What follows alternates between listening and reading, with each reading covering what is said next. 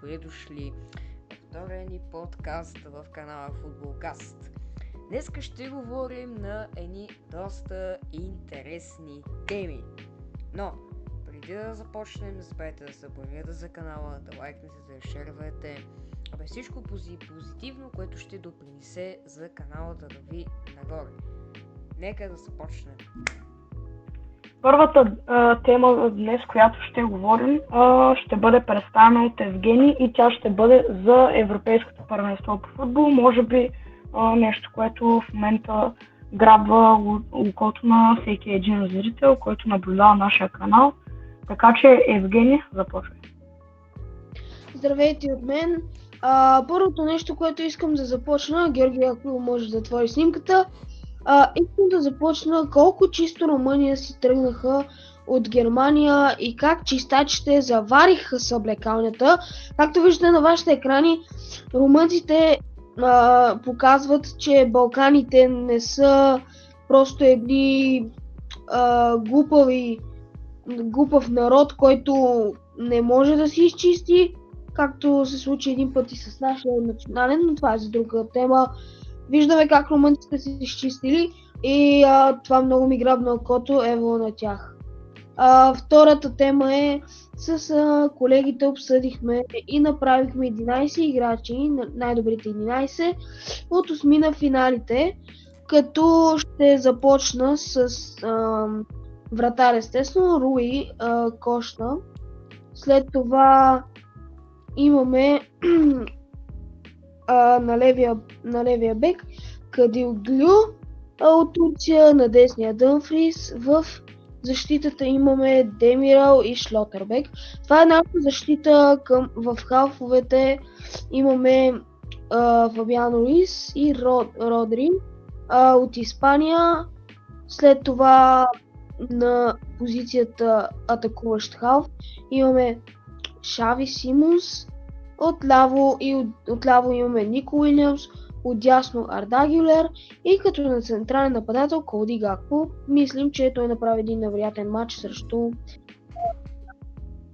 Имаме 3 резерви и естествено нашия треньор, той е Луис де ла Фуенте, треньора на Испания, както всички знаем, а нашите 3 златни резерви са Мусяла, Варгас и Джамал. Третата тема и последна за днес, която аз ще обсъдя, са всички хора си мислят, че има огромна изненада. Ще помоля Георги да отвори снимката, която бях купил. Имаме топ 5 играчи. Чакай. Точно тази, да. Имаме топ 5 играчи, като съответно те са 10, но аз издам 5-ма топ 5. На 5-то място е Килиан Мбапе с 22 дрибъла. На 4-то е Ламин Ямал, който обаче е със същите дрибъли, но просто с повече ефективност. На 3-то място Фича Кварацхелия с 26 дрибъла. На второ Джамал Мусяла и на първо Жереми Докю. Той направи доста от тези дрибъли в матча срещу Франция, понеже, както всички знаем, той направи всичко възможно. Имаше центриране, имаше изработени от него положения, но уви не се стигна до нищо. Искам да отбележа, четвъртфиналите всеки ги знае, но все пак те са Германия и Испания. Така, колегата да отвори. Германия, Испания, Португалия, Франция, Швейцария, Англия и за финал Турция срещу Нидерландия. Всички мислим, че това ще са едни невероятни 2 дни, в които ще гледаме 4 невероятни мача. И когато свършат, ще направим обзор и ще дадем прогнози за четвъртфиналите, но това в някой друг подкаст, сигурно следващата седмица. Отстъпвам думата на Марк, който ни е приготвил също толкова интересна тема. Аз съм подготвил темата за новия формат на европейските клубни турнири, в които отборите са 32 и вече няма да има групови фази. Играят се само първи квалификационен кръг, втори квалификационен кръг, трети и плейоф. И има 32 отбора. И вече са така наречените урни. Първите 8 отбора директно се класират за осмина финали. От 9 до 24 място отборите ще играят на 16 на финали. 8-те победителя, които ще спечелят от 16 на финалите, се присъединяват към тези 8 отбора от първата осмица. И така те вече там се тегли жреби и така вече се разбира кои са всички осмина финалисти.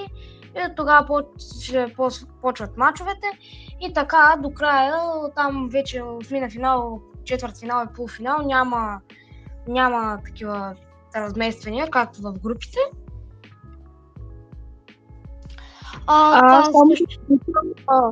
Знам, когато вече са четвърт финал и те ще си се играят мачове както си е до сега, просто вече няма да има групови фази. Да. Да добавя нещо. Шансовете за по-слабите отбори се увеличават драстично за класиране в Шампионска лига, Лига Европа и Лига на конференции. Да, това всъщност ще да допълня, че всички и в трите клубни турнира това ще се случи, няма да е само в Шампионска лига, и в трите клубни турнира, като квалификациите се играят нормално там от първи до трети кръг и плейоф. И там вече победителите от плейофите влизат в тези, така се каже, урни. И после оттам вече обясних. Това, както казах, важи и за другите клубни турнири. А сега нека да чуем какво ще ни каже и Тедо. Така, първо искам да благодаря на колегите за това адекватно мнение. А сега продължаваме с Копа Америка, ако може Георги да го отвори на вашите екрани. Така, в група А наблюдавахме доста интересни сблъсъци, но фаворита си излезе с максимален брой точки от групата с 3 победи, а именно Аржентина с 9 точки. На второ място беше Канада с 4 точки. Това беше доста комфортно излизане за Аржентина, за Канада не чак толкова много, но няма за какво да коментираме повече по тази група. В група Б обаче имаше една изненада, именно Венецуела завърши с максимален брой точки, а именно 9 отново, без загуба. На второ място беше Еквадор с 4 точки. Според мен Еквадор можеше да направят доста повече в тази група, но със сигурност голямата изненада тук е Венецуела. В група С Извинявай, ще прекъсвам, но също и Мексико е изненада, че не са се класирали.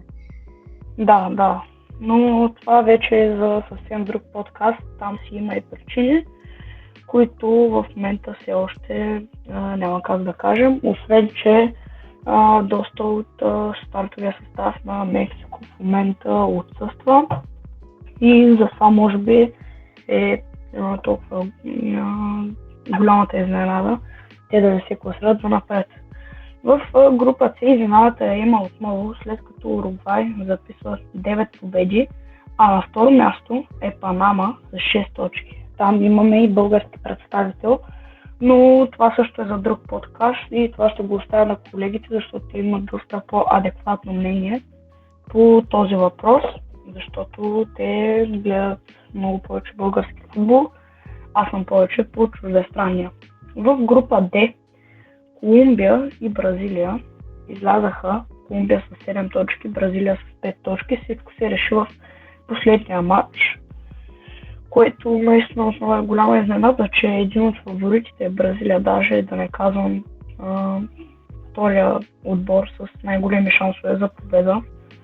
Беше на второ място в групата и то 5 точки. В последния матч се реши всичко къде ще завършат те. но те не успяха да победят Колумбия и затова завършиха на второ място. Все пак излизат от групата си. И сега е време за малко прогнози. Петък, на 5 юли, от 4 часа ще има матч между Аржентина и Еквадор, която моята прогноза е 2-0 за Аржентина. Според мен те дори няма да излязат с толкова важни играчи, за да се запазят за напред. А в събота на 6 юли в 4 часа отново ще наблюдаваме един доста интересен матч между Венецуела и Канада. Но според мен Венецуела с толкова добро представяне в групите може би ще успее да се справят с Канада. И аз съм сложил прогноза 3-1, защото искам да гледам на наистина гол шоу. Неделя на 7 юли, от 1 часа ще има матч между Колумбия и Панама. Тук, да, въпреки че имаме човек, който представя нашата FBET лига, според мен Панама няма да успее да победи Колумбия. Въпреки че аз съм написал, че те ще могат да вкарат гол, според мен резултатът ще бъде 2-1. Това ще бъде един доста силен мач за Хосе Кордоба, но според мен те няма да успеят да победят Колумбия. Отново неделя на 7 юли ще има матч този път в 4 часа между Уругвай и Бразилия, който според мен ще бъде най-интересен от всички. Тук аз наистина мисля и искам Бразилия да спечели и затова съм заложил на резултат 1-3 за Бразилия. Но въпросът е дали и бразилците ще отговорят на това мое искане. А сега е време и да ви кажа някои факти. Отбора на Уругвай с най-много вкарани голове, цели 9 в групите, но голмайсторът не е Уругвай, а именно Лаутаро Мартинес от Аржентина с 4 гола. Това беше всичко, което аз съм приготвил. Сега е време за следващата тема, която ще бъде обяснена от Георги.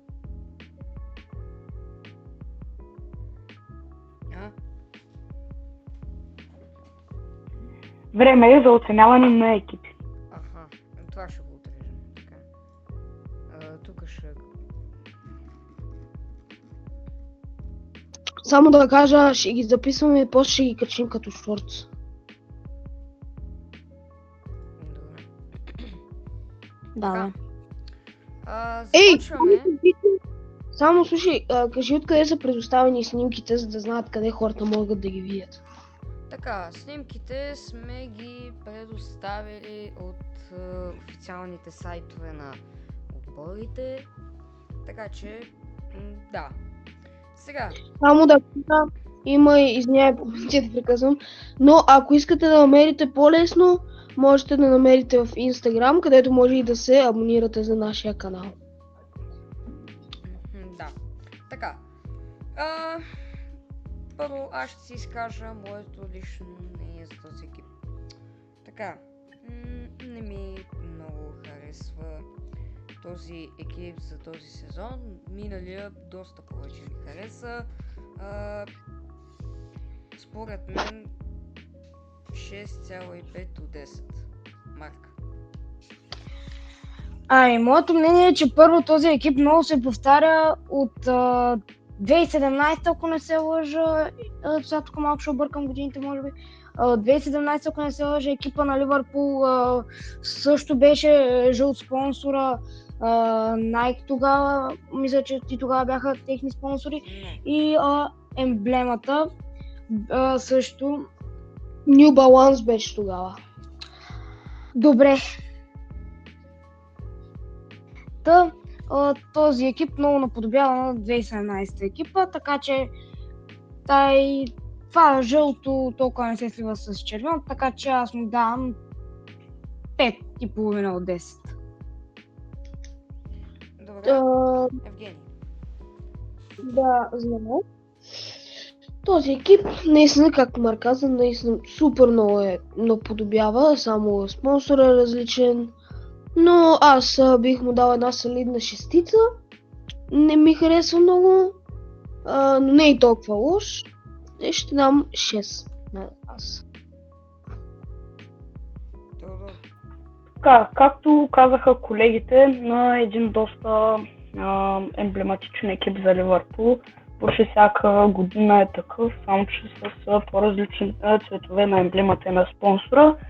Общо взето тук мисля, че всички ще се съгласим. Обща оценка на този екип да дадем 6, което мисля, че е най-приемливото в този момент.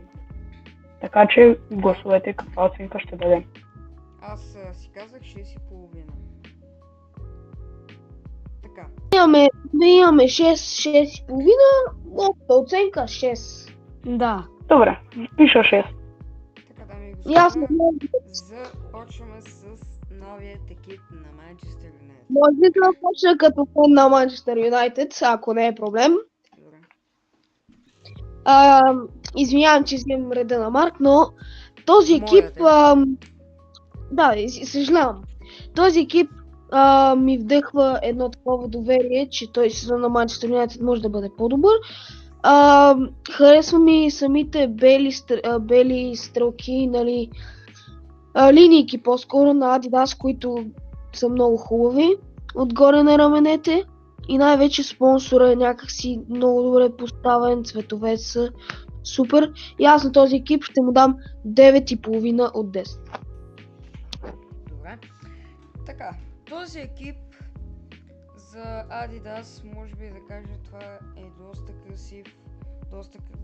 красив екип с тук на рамената линиите, спонсор добре сложен, Adidas, в смисъл всичко е наред.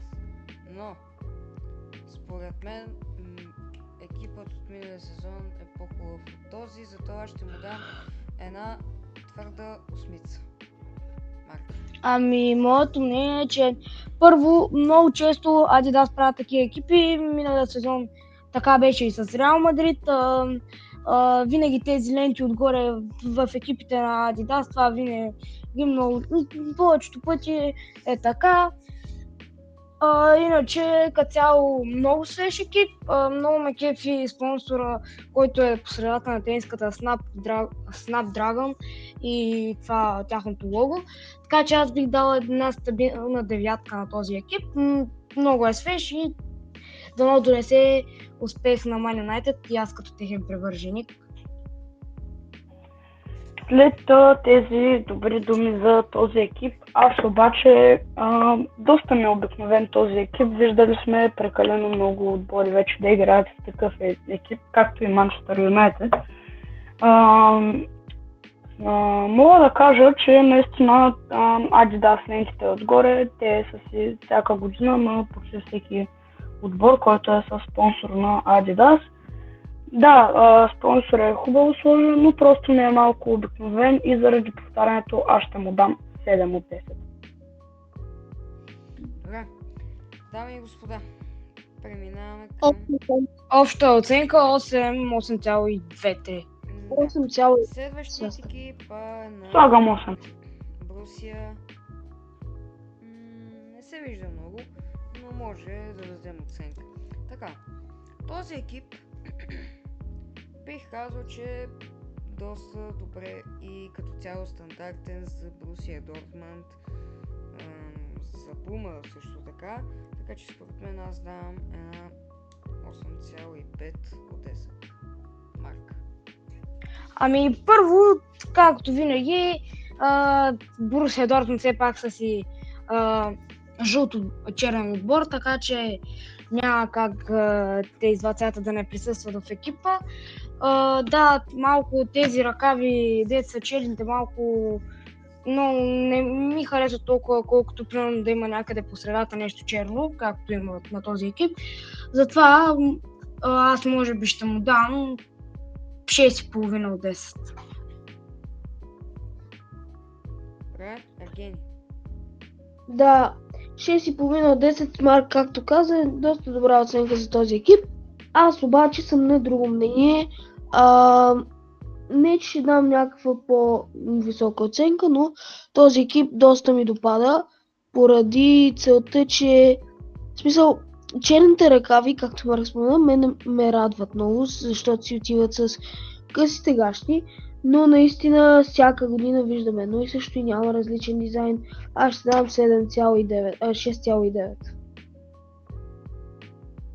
Добре. Теодор. Доста красив екип бих казал аз.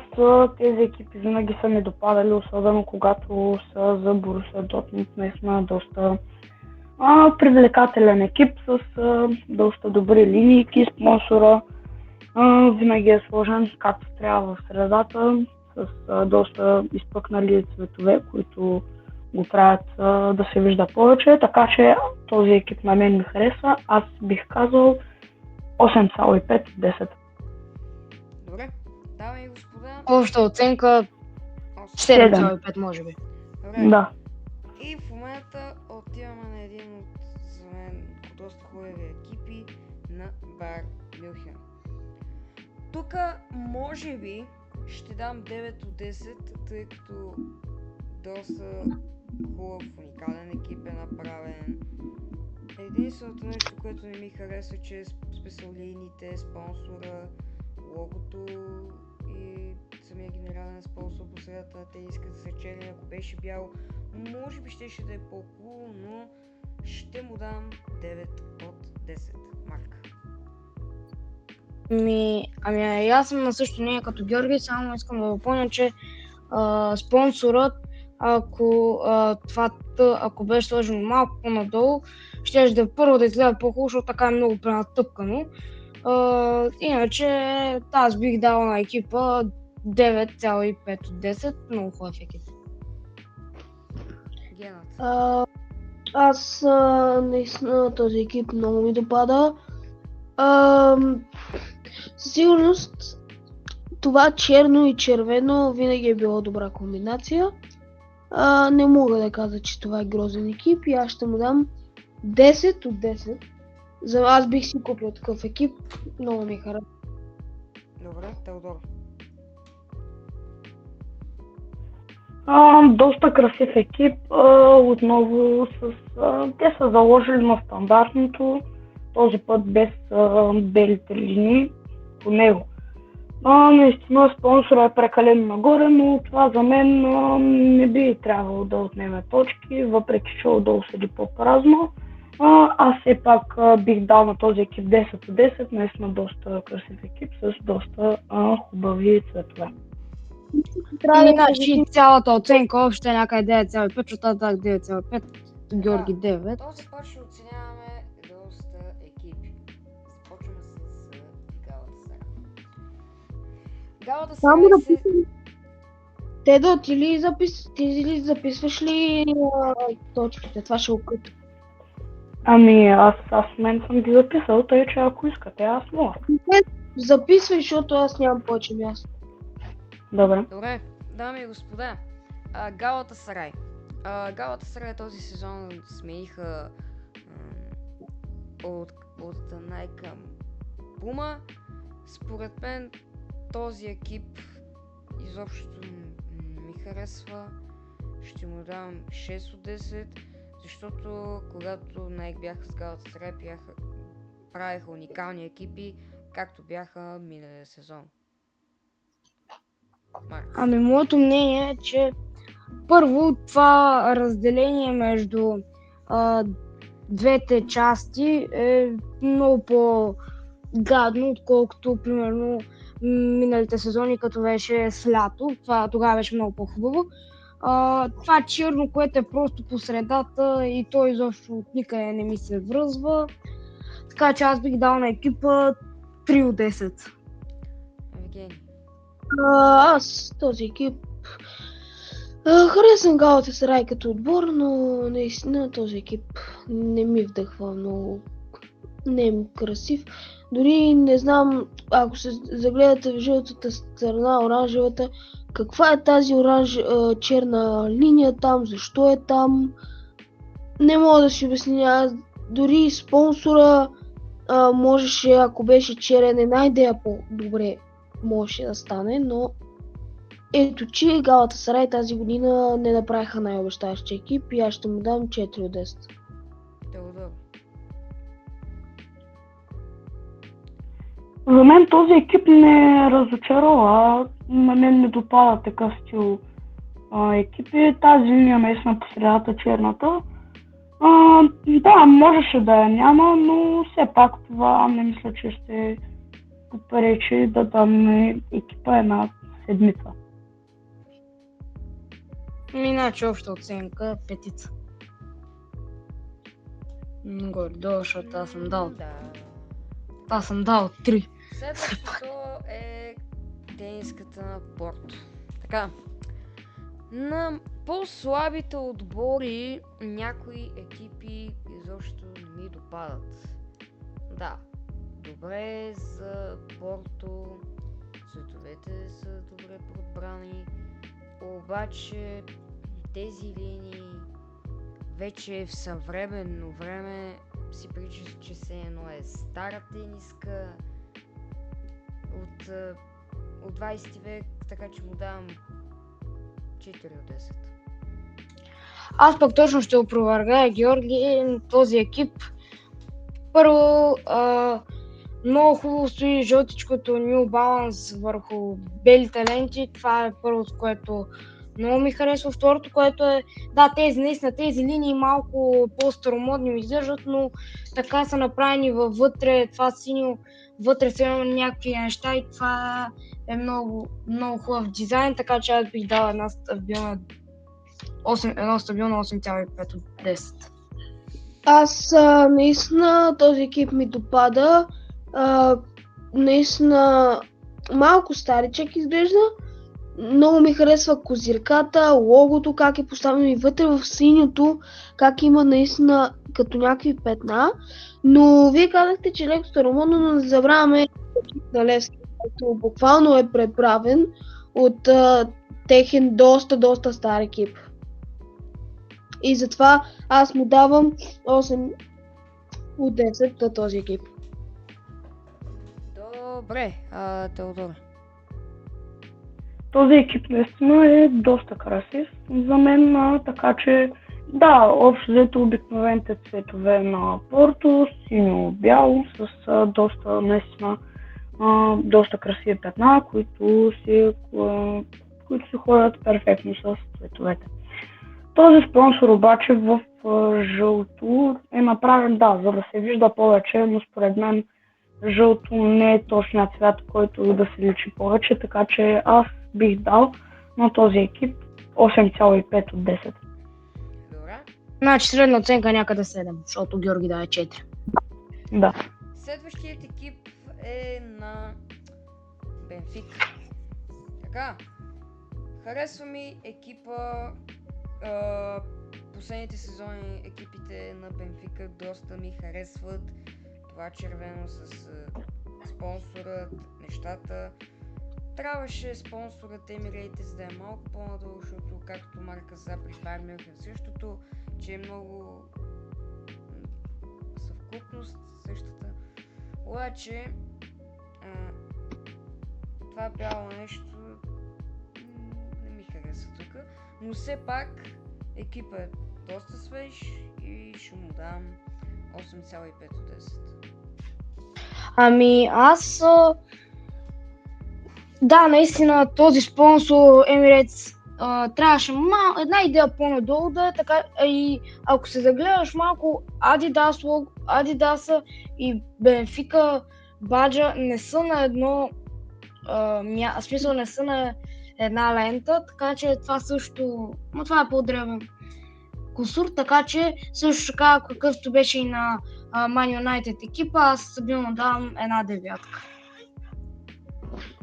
Този екип Basic, Benfica екипа, както и Adidas Basic екипа, ще дам същата оценка, както дадох и на Manchester United, 9, защото да, наистина спонсор трябва да е малко по-надолу и Adidas и Benfica може би не са точно на едно ниво, защото Benfica е по-високо лого, но за мен това няма огромно значение на играчите, така че аз давам една солидна девятка. Добре, Теодор. Така, този екип общо взето доста голямо подобие на Манчестър Юнайтед и някакви прилики с Ливърпул. Но все пак класически Адидас екип, общо взето почти същия екип като миналата година, ако не се лъжа, но все пак си е красив, така че аз бих му дал една солидна осмица. Добре. Средна оценка Общо пиша... Общо колко да пиша? 8. Чакайте, до колко даде? 8.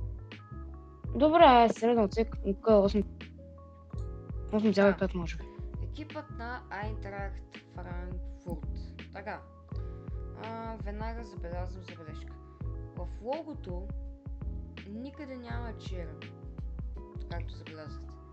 И това нещо черно е доста необичайно за Nike екипите. И може би щеше да е по-добре, ако беше заменен с червен цвят. Основният цвят на Айнтрахт Франкфурт е червен, а той е доста малко има, а целият екип е бял.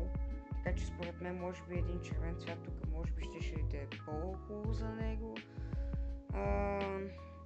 Тук звездата трябваше да бъде леко тук по края червен. Отзад. Така че според мен ще му давам 7 от 10. Марк. Ами аз пък бих дал на този екип да наистина тук вече спонсора е нормален, не е супер надолу, не е супер нагоре, тук спонсора вече е нормален и аз бих дал на този екип 9,5 от 10. За мен този екип той е нормалният Айнтрахт Франкфурт. Да, липсва червено, но аз съм сигурен и че и миналия сезон имаха подобен екип. Нямаше го това черно, но имаше доста бял. Веднага наблюдах тази звезда долу, която супер много ми играл на вниманието и ме кефи. Аз на този екип ще му дам 9,5 като Марк, защото мисля, че наистина е много красив. Да, съгласен съм с останалите, наистина доста красив екип. Това черно можеше да го няма, да, но все пак това може да се свикне с него, наистина ще е много по-добре, ако беше червено. Това също е друга тема. Забелязваме наистина тази звезда долу вдясно, която е доста привлекателна и се надявам да стои добре на футболистите на Айнтрахт. Така че аз тук ще дам една девятка и обща оценка от всички горе-долу трябва да дадем 9,5. Моля. Добре, аз 9, така. Следващият екип е на Бар Леверкузен. Може би спонсорът трябва да бъде малко по-надолу, тук поне. Обаче самият екип може би ще кажа, че е доста уникален, защото има бяло, червено, черно, повечето е червено, нормално. Така че според мен му даваме едно хубаво 9,5 от 10. Аз бих дал, да, наистина, това малко по-надолу ако ще е хубаво това да е Армения. Иначе е много хубав екип от Кастор, които са техен спонсор, така че аз бих дал на този екип 10 от 10. Аз също давам 10 от 10 на този екип, просто самото лого, както е перфектно с малко по-високчко, но е добре с логото на Бар Леверкузен. Черните ръкави много ми да падат и вътре, както можем да видим в самия екип, има като плюсове, има някакви черти, което принася стил и вкус за екипи, така че аз също му дам 10 от 10 и бих си купил това. Съгласен съм с останалите, доста красив екип. Ако черното беше заменено с бял. Това ще да е един на Байер Мюнхен екип, но все пак е доста красив. Няма как да не забележим и тези детайли, които са по червеното, които наистина добавят още повече атрактивност към този екип, така че 10 от 10 и за мен този екип заслужава. Добре. Така, дами и господа, в момента, как да го кажа, симетрията или как да го обясня, от тази страна е различен екип, а от тази различно. Това не ми харесва. По принцип, ако ще поставяш логото по средата, според мен трябва и логото и той да е по средата, обаче тук да е различно, тук да е еднакво според и тук да е различно тотално, това може би става самата тениска по-грозна, така че аз му давам една шестица. Ами, наистина този екип е малко вече по-гаден от на Порто, защото поне на Порто имаше някакви сенки вътре, така че аз също бих му дал 6. Аз може би ще ви изненадам. Давам 2 на този екип. Има доста забележки. Първо, целият екип, както виждаме, малко грубо се отнася, но това не е заради отбора. Екипа просто не ми допада. Първо да започнем от едната страна. Има странни ивици от единия ръкав, пък дори не е наполовина. Логото можеше да е синьо или черно. Ще прекъсвам и е несиметрично, ако ще правиш от двете страни различно. Точно така, точно. Яката наполовина черна, наполовина синя. Логото можеше да е или черно, или синьо, се вписва малко. Както казах, или ми да, ама виж са, стои SI Nike логото, бяло на черно и жълто на синьо. Някакси не ми... Съжалявам, че прекъсвам, но искам да попитам, ако логото беше синьо или черно, как в смисъл ще да се вижда в екип, който е синьо или черно? Или ако беше бяло. Но за мен просто този екип не ми допада. Давам до 10. Добре, Теодора. Ами, този екип, какво мога да кажа за него, не мисля, че е чак толкова лош, колкото го изкараха другите. Според мен, да, можеше да го направят доста по-добре, от другата страна също да е симетрично, обаче тогава, къде щяха да сложат най-логото, под другото лого, едва ли ще да стои чак толкова привлекателно. Яката ми харесва как се смесват цветовете с линиите, така че според мен тази оценка, която те дадаха, не трябваше да бъде такава, но аз бих дал една стабилна осмица на този красив екип за мен. Добре, средна оценка 4. 5. Добре. Преминаваме към тениската на Ювентус. От която си промениха логото, нямат нито една грозна тениска и може би тук ще дам една сериозна 10, защото цветовете доста добре са направени, има тук някакви нюанси, ако можете да забележите. Ярката е добре направена, логото добре е поставено между бяло-черно логото, така че му даваме една 10, също така прилича и като новия екип на Реал Мадрид, но честно да кажа, уникален екип. Но за екипа на Реал Мадрид по-късно. Екипът на Ювентус на мен ми харесва супер много, това дето в бялото също се има някакви сенки, също е много яко, така че ясно давам 10 от 10. Този екип за мен е пълна 10. Вие искам само да видите как не е толкова претрупани линии. Има си 2 черни, 3 бели, симетрията е както трябва. И както се сложи бяло на черно спонсора и самия клуб. Много ми допада и аз му давам десятка. Теодор. Въпреки различието между мненията преди малко, тук няма как да не се съглася с тях и наистина това е, може би, уникален екип, като видим детайлите върху белия цвят, след това черните линии, как върху тях са сложени двете лога, които конструктират перфектно върху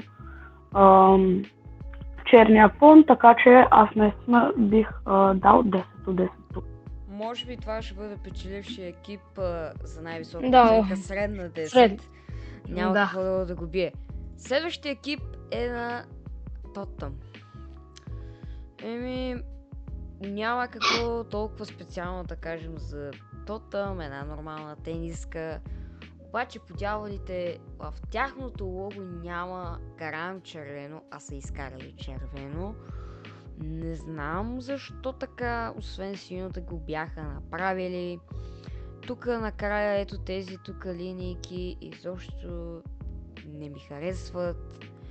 Отзад дори няма линейки и минус. Обаче доста добре цветовете са добре направени. Въпреки че синьото в логото е доста повече от бялото, а бялото е повече от синьото, ще му дам една 7,5. Марк. Да, наистина, тук вече спонсора AI, така може да се каже, е много добър и вече е на нормална височина, така че аз бих дал на екипа една 8. Също тези като сините не ръкави, а под тях има някакви сини ленти. Ако те бяха спестени, ще да още по-хубав екипа. Това е типичният екип. Наподобява ми на този от 2018-2019 или 2019-2020, не съм много сигурен. Може би наистина, ако това под самите ръкави беше скрито, може да е по-добре. Спонсора нормалното червено А и А. То винаги си е било червено. Може би го добавят за повече контраст. Не съм сигурен. Логото им е такова. Да, аз ще дам една солидна осмица. Така, Теодор. Този екип е доста красив, логото е AI, наистина стои доста добре. С този червен цвят мисля, че прави доста хубаво впечатление на очите, като наистина този екип е нормален този екип, така че аз бих му дал 7,5 от 10. Средна оценка 7,7. Така, тук преминаваме към Челси. Екипът, може би бих казал, е доста добър екип. Обаче, критиката ми е и ще сваля 2 от оценката е, че по дяволите никъде в логото на Челси аз съм видял или не помня, но никога през последните години рядко сме имали червен цвят. Не си отива на... Тук можем да видим, че буквално е чисто син логото на Челси и слагат едно червено. Тук не си отива на емблемата на логото на спонсора.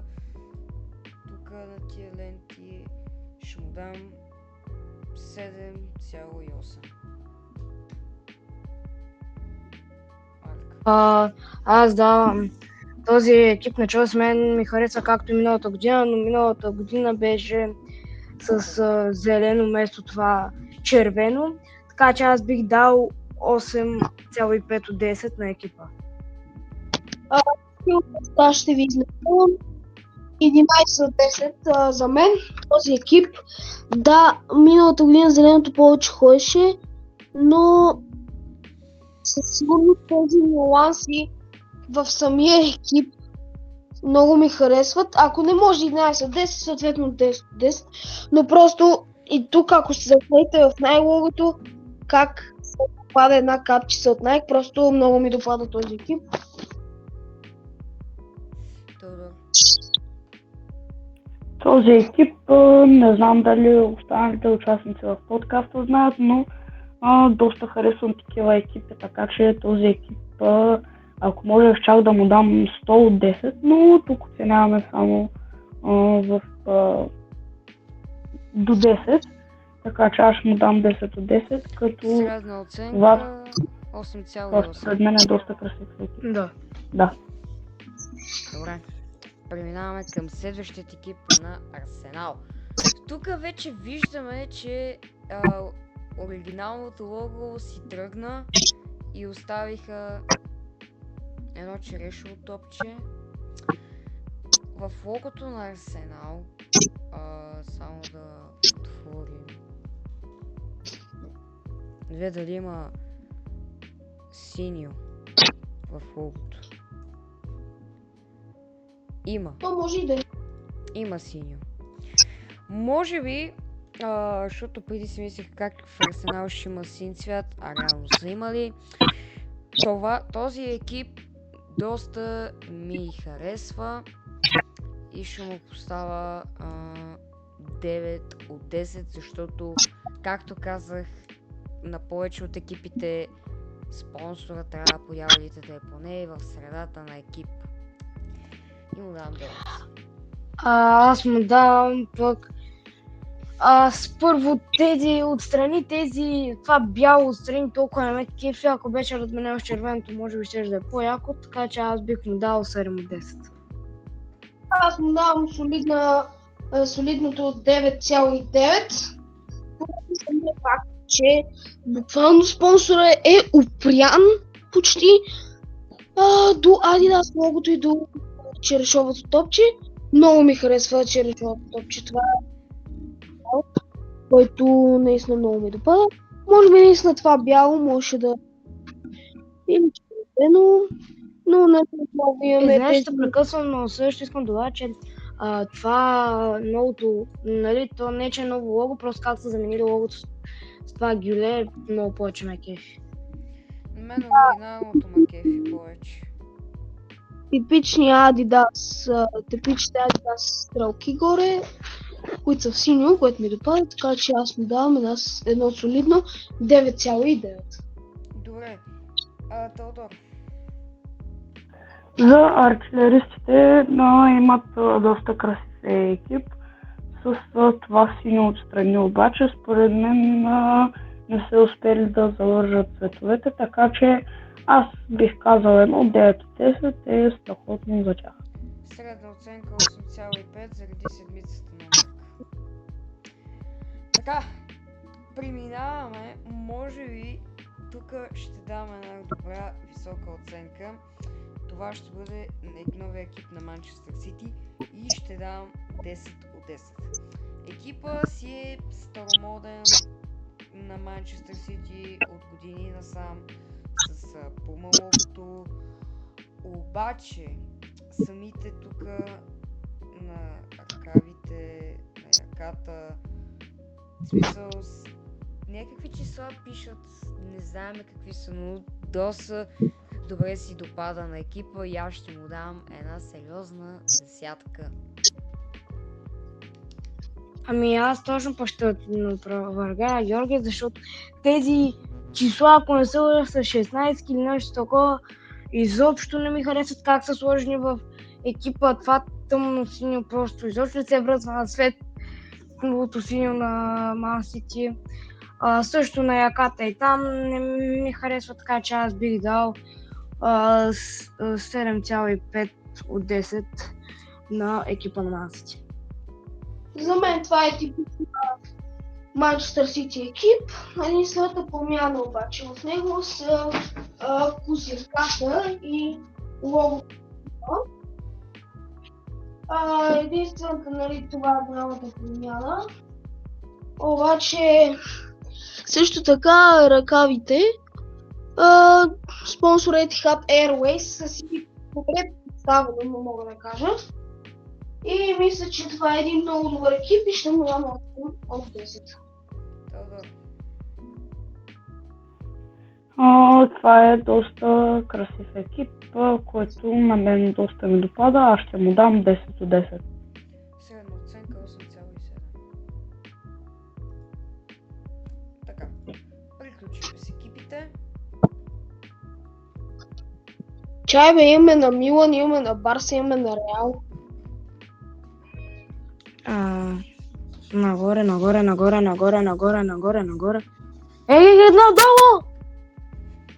Това ще го изрежеш. Така. Екипът на Милан. Така. Тук ще му дам 8,5. Екип, старомоден екип. Да, обаче с тези линии остарял екип прилича. Но ще му дам веднага 8,5. Като фен на Милан мога ли да се изкажа? Да. Какво мисля? Съжалявам, че прекъсвам. Този екип е доста красив поради няколко причини. Милан има доста трофеи спечелен с този екип и това според мен е един нормален Милан екип. Няма как, нали, да дам 10 от 10, но според мен 8 от 10 е доста добра оценка за този екип. Евгений. Мисля, че пропусна Марк, но няма значение. Аз търсих екипите и ги изпращах. Наистина този екип доста ми допадна. Emirates Fly Better. Как може да видим, Emirates са някакси с по-дебел шрифт. Но наистина този екип на Милан доста ми допада. И ще му дам една 8. И това е моята крайна оценка. Моето мнение е, че сега също като привърженик на Милан, да, екипа не е лошо, но сме имали много по-добри екипи през годините. Това бялото по яката и, нали, ръкавите не ми хареса толкова много, така че ще му дам 7-10. Добре. То всички си дадоха мнението, добре. Преминаваме на ПСЖ. Според мен... Чакай, средна оценка на Милан. 7,8. Добре. Така, ПСЖ. Честно да ви кажа, този екип ми прилича малко от екипа сезон 2021-2022. Не. 2020-2021, пардон. Все едно го копират, обаче все едно тук има разлика, защото все едно някое дете го е надраскало по същия начин. Ще му дам 7, защото крадат реално идеята на Джордан, тогавашният спонсор на ПСЖ, на екипите. Ще му дам една 7. Ами той, аз съм на това мнение. Наистина повтаря се екипът, но пък тези бели черти, които са вътре в червеното, много ме кефат, така че аз бих дал една твърда 8. Аз като привърженик на ПСЖ, един от любимите ми отбори, няма как да пропусна, че тази година екипа им доста красив. Само да отбележа, наистина това е един вид, не точно откраднато, но като прекопирана от екип 20-та и 21 година. Много хубав екип, мога да кажа, 10 от 10. А ако искате, може на шорт да качим и втория им екип, който също е много хубав. 10 от 10. Така, този екип наистина е препратка към спонсорството с Джордан. Дори аз имам подобен екип от минали години. Но все пак тези бели детайли наистина как са надраскани все едно на ръка, доста ми харесват. Но това е един доста обикновен екип, така че аз ще дам оценка 6 от 10.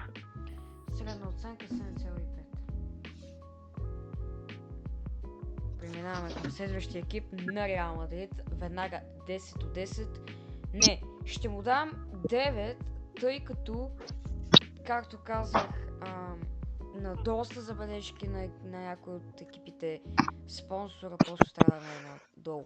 Иначе, ако забележите, бялото има някакви леки нюанси, които дава по-голяма красота на екипа, така че му давам една 9. Аз като привърженик на Реал Мадрид, да, наистина тези нюанси в бялата фанелка много ме кефат. Да, трябва малко по-надолу да е спонсора, но това не пречи да му дам едно стабилно 10 от 10. Аз също доста харесвам Реал Мадрид. Този екип много ми допада заради черно-белия цвят. Уникален, може би наистина спонсора по-надолу, но наистина, както Марк каза, това не е проблем. Аз давам 9 от 10. Добре. Доста красив екип, бих казал аз за Реал Мадрид. Няма как да отрека, че това ми е любимия отбор. Доста красиви черни черти отгоре, детайлите в белия цвят са уникални. Спонсорът, както видяхте и от другите екипи, на мен не ми пречи къде, така че няма нищо, което да ме спре да дам на този екип 10 от 10. Средна оценка 9,5. Така. Екипът, който... Ма чакай бе, Георги, ти само си дал 9, ние трима сме дали 10 от 10, така че средна оценка е 10. 9,8. Добър. Така, аз като фен на Барселона изкажа личното мнение, този екип изобщо не ми допада. Барселона направиха един екип, който все едно като Интер, пак от двете страни е различно, но все пак има си причина защо е различно, обаче спонсора ми е твърде нагоре, поне трябва да бъде поне ето тук. Най-колкото винаги, според мен, като се слага баджа отбора да е по средата и самото спонсор трябва да бъде и той по средата, защото симетрията отива по дяволите. Ще му дам 8 от 10. Аз пък като привърженик на Реал Мадрид, както казах вече, то първо този екип старомодния на Барса изобщо не ми харесва и затова ще му дам, тук сега може би много хора ще изненадам, 0,5 от 10. Уау, това е нещо ниска. Също. Изобщо не ми харесва този екип. Виж отвътре как е, брат, това бяло и това тюркоазен синьо, брат, изобщо не е яко. Въобще не ми харесва. Добре, гледата. Наистина много ниска оценка даде Марк, аз обаче няма съм толкова критичен. Този екип не мога да кажа, че ми допада, но наистина най-колкото защо е там, кога служи там. Може да бъде по-хубаво, ако Spotify логото беше по-надолу и между Spotify и Барса да сложат най-колкото. Ръкавите, да, те са разменени, ясно защо. Добре, че Барса не са направили тази грешка, като при Галата Сарай да сложи една черна линия по средата, това ще да убие изцяло екипа. Виждаме, че е препратка от преди години. Можеше, ако не знам, искаха да бъдат препратка, можеха да сложат поне годините, които бяха на този екип. Но аз ще му дам на този екип 5 от 10. Не е много готин. Както казаха останалите участници в подкаста, този екип е изцяло препратка към екипа 2005-2006. Тези екипи не са ми чак толкова привлекателни, така че аз тук бих дал 4 от 10. Средна оценка 5. Добре. И дами и господа, приключихме с екипите. Искам да спомена, че преди да свърши подкаста, тук съм изкарал някои въпроси, а след това съм приготвил и една изненада, която след това Георги ще отвори. Сега ще задам по един въпрос на всеки един от вас, така че Георги, ти си първи. Какво мислиш за оставането на Ерик Тен Хаг в Манчестър Юнайтед? Според мен хубаво, че успяха да спечелят FA Cup, иначе щеха да го изгонят като, да не казвам какво, защото все пак ни гледат и малки деца. Заради тази купа той се задържа на работа, но ще видим следващия сезон как ще се справи, след като купиха Делейт в Манчестър Юнайтед. Може би този път отбраната на Манчестър Юнайтед ще бъде доста по-силна и няма толкова голове да влизат във вратата и се надяваме да направят някакви промени в нападение, за да може Манчестър Юнайтед да вкара повече голове. Според мен този сезон ще се представят по-добре от миналия. Добре, Гена, следващия въпрос е за тебе. Може ли Еквадор да спре партито на фаворита Аржентина в Копа Америка?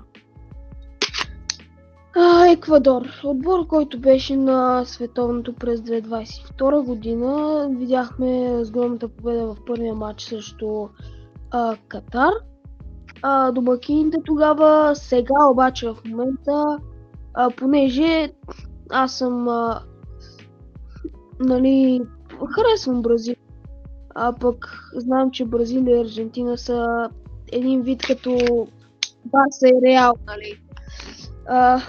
И оттам Уругвай като Атлетико Мадрид, няма значение обаче.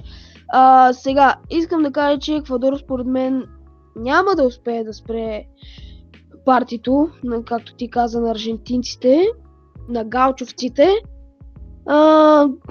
но Еквадор направиха история, четвъртфинал на Копа Америка, за което доста добре според мен. Аз мисля, че много добре се представят. И може би ще задържат някакво равенство до 50-та минута, но оттам нататък аржентинците, галчовците ще победят.